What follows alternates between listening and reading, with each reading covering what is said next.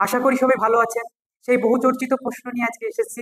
যখনই কোনো সুগারের পেশেন্টের সঙ্গে দেখা হয়, একটাই প্রশ্ন বারবার ওঠে, ডাক্তারবাবু কি খেতে পাবো কি খেতে পাবো না। প্রথম কথা, আপনি যে খাবারটি খেতে পান না কেন, একবারে পুরো খাবারটা না খেয়ে সেই খাবারটিকে 5 থেকে 6 বারে ভাগ করে নিয়ে 5 থেকে 6 বার অল্প অল্প করে খান। মানে কি, একই খাবার একসঙ্গে না খেয়ে 3 থেকে 4 ঘন্টার গ্যাপ রেখে একটু একটু করে খেতে থাকুন। এবার আসি কি খাবেন কি খাবেন না সেই প্রশ্নে। প্রথম কথা, কি খেতে পাবেন। যে কোনো ধরনের শাকসবজি আপনার শরীরের পক্ষে ভালো হতে পারে বা আপনি খেতে পারেন। যেমন ধরুন, শাকের মধ্যে পালং খেতে পারেন, পুঁই খেতে পারেন, লাল শাক খেতে পারেন। সবজির মধ্যে যেমন ধরুন শশা খেতে পারেন, কাঁকরোল খেতে পারেন, ফুলকপি বাঁধাকপি খেতে পারেন যদি না থাইরয়েডের রোগ থাকে। আরেকটা কথা বলতে চাই, সুগার পেশেন্টের ক্ষেত্রে ঢেঁড়স বা করলা কিন্তু খুব ভালো কাজ করে, আপনি খেতে পারেন। এবং ফলের মধ্যে যদি বলি, আপনি ফল ফুল খেতে পারেন, কিন্তু সেটা অল্প পরিমাণে হবে, সীমিত পরিমাণে হবে। ফলের মধ্যেও আপনি ফলটা খেলে গোটা ফলটা খাবেন, ফল থেকে বের করে রস খাওয়া না খাওয়াই বেটার আমি বলবো। যেমন ধরুন, আম খেতে পেলেও আমের রস বা কলার রস বা আপেলের রস বা লিচুর রস, কমলা লেবুর রস না খাওয়া উচিত। গোটা গোটা ফল খান। আর কি, আপনি গমের তৈরি রুটি খেতে পেলেও ময়দা তৈরি রুটি খেতে পাবেন না। ময়দা যে কোনো খাবারই না খাওয়াই উচিত। যেমন ধরুন আহ egg roll, chicken roll, burger, pizza, biscuit, কোনো পাউরুটি, কেক জাতীয় খাবার না খাওয়াই উচিত, বা খেলে অত্যাধিক কম পরিমাণে, অত্যাধিক কম। আর কি, যেমন ধরুন বাদাম বা ছোলা জাতীয় খাবার আপনি খেতে পারেন, কিন্তু বারবারই আমরা পেশেন্টদেরকে বলি এইসব খাবারগুলো আপনি কাঁচা বা জলে ভিজিয়ে খান আপনি, কিন্তু তেলে ভেজে বা ভেজে বা তার সঙ্গে লবণ মাখিয়ে দিয়ে সেই সব খাবারগুলো আপনি খাবেন না। আপনার প্রেশারও বাড়তে পারে তথা সুগারও আপনার অন্য দিক দিয়ে বাড়তে পারে। আর কি, যেটা প্রশ্ন করেন অনেক পেশেন্টই, সেটা হচ্ছে তেল। তেল নিয়ে যে কোনো তেল জাতীয় খাবারই আপনার কোলেস্ট্রল বাড়াতে পারে তথা সুগার বাড়াতে পারে।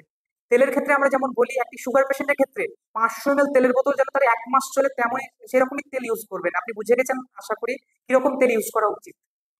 তাছাড়া এবার যদি বলি কি খেতে পাবেন না, তার মধ্যে প্রথমেই আসবে যেটা, সেটা হচ্ছে চিনি বা মিষ্টি জাতীয় খাবার। চিনি থেকে তৈরি যে কোনো খাবার বা মিষ্টি জাতীয় খাবার না খাওয়া উচিত সুগার পেশেন্টদের। ইভেন যারা সুস্থ আছেন তাদেরও কম করে খাওয়া উচিত, কারণ আগেও বলেছে ওজন বাড়তে পারে, সেখান থেকে সুগার বাড়তে পারে, অনেক কিছুই রিস্ক থেকে যায়। আর কি খাবার, যেমন ধরুন সুজি বা সুজি থেকে তৈরি করা কোনো খাবার। অনেকজন সুজির হালুয়া খায় সুগার পেশেন্ট, আমরা দেখেছি। সুগার পেশেন্টের ক্ষেত্রে আমরা সুজি জাতীয় খাবার খেতে বারণই করি। আর কি, ময়দার কথা তো বললাম।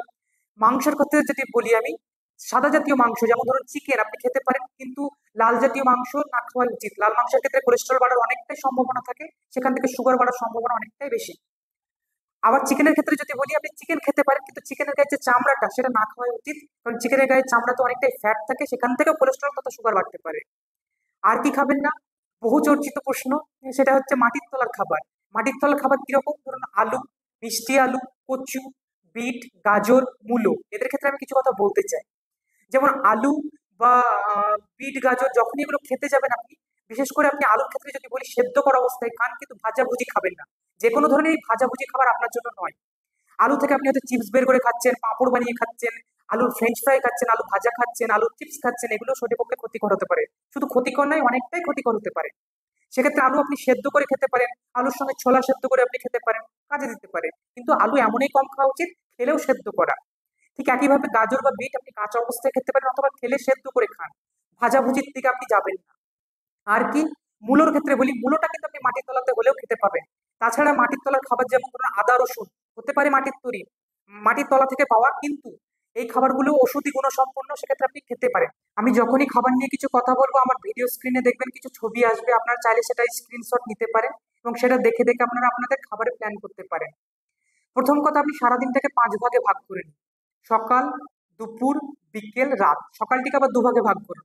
ব্রেকফাস্ট মানে প্রাতরস, 10টার খাবার মানে টিফিনের খাবার। তাহলে কটা হলো, সকাল মানে প্রাতরস, তার সঙ্গে হচ্ছে 10টার খাবার টিফিনের খাবার, দুপুর, বিকেল, রাত। সকালের দিকে কিরকম, ধরুন প্রাতরসে যদি বলি, সেক্ষেত্রে আপনি ধরুন গরম জল নিলেন 1 গ্লাস, তার সঙ্গে লেবুর রস মেশান অথবা মেথি খান। আবার আমরা যেটা বলে থাকি, যেটা আপনারা কোনোদিনই হয়তো খান না, সেটা হচ্ছে আহ করলার রস। করলার রস আপনি খেতে পারেন, শরীরের পক্ষে খুবই উপকার। 10টা টিফিনের খাবার যদি আমি আপনাকে বলি, সেক্ষেত্রে খুবই হালকা ফুলকো হবে। আপনি দই খেতে পারেন, চিড়ে খেতে পারেন, দুধ খেতে পারেন, কলা খেলেও হাফ টাইপের খাবেন, বেশি খাবেন না। আর কি, দুটো বিস্কুট খেতে পারেন, কিন্তু বিস্কুট হবে সুগার ফ্রি। আর কি খেতে পারেন, ধরুন দুটো রুটি খেলেন সবজি দিয়ে, সেটাও খেতে পারেন। আমার দেখবেন স্ক্রিনে দেওয়া আছে, আপনি ছবি তুলে নিতে পারেন সেটা।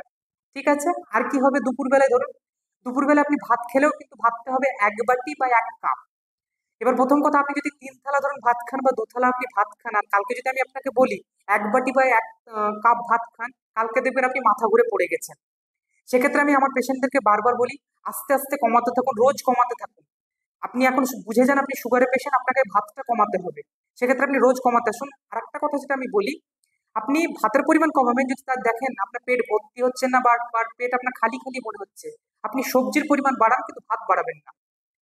তাছাড়া কি করবেন, মাছ খেতে পারেন, চিকেন খেতে পারেন, ডাল খেতে পারেন, সবজি খেতে পারেন। এখানে কিছু বলতে চাই, যেমন ধরুন চিকেন যদি আপনি খান, সপ্তাহে খুব জোর 2 দিন খান, তার বেশি নয়।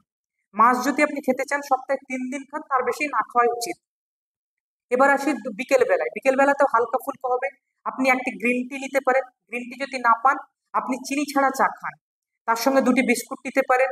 আর কি নিতে পারেন, আপনি হয়তো একটু একটা কমলা খেলেন, একটা আপেল খেলেন, একটা পেয়ারা খেলেন, আপনি খেতে পারেন। এবার রাত্রেবেলায় আসি, রাত্রেবেলাতে আপনি 2টো রুটি খান। ভাত না খাওয়া না খেতে আমি বা ভাত খেতে আমি বারণই করব। আপনি 2টো রুটি খান, রুটির সঙ্গে একটু সবজি খান।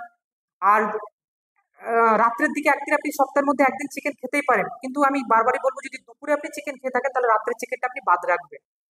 আর কি, খিচুড়ি খেতে পারেন, কিন্তু 1 কাপ বা 1 বাটি মতো হবে, 1 থালা হবে না। আমি আমার পেশেন্টকে 2টো লাইন বারবার বলি, সেটা হচ্ছে আপনি যদি 1 বাটি সেদ্ধ আলু খান, সেটাতে যে পরিমাণ সুগার আছে 2 চামচ চিনির মধ্যে সে পরিমাণ সুগার আছে।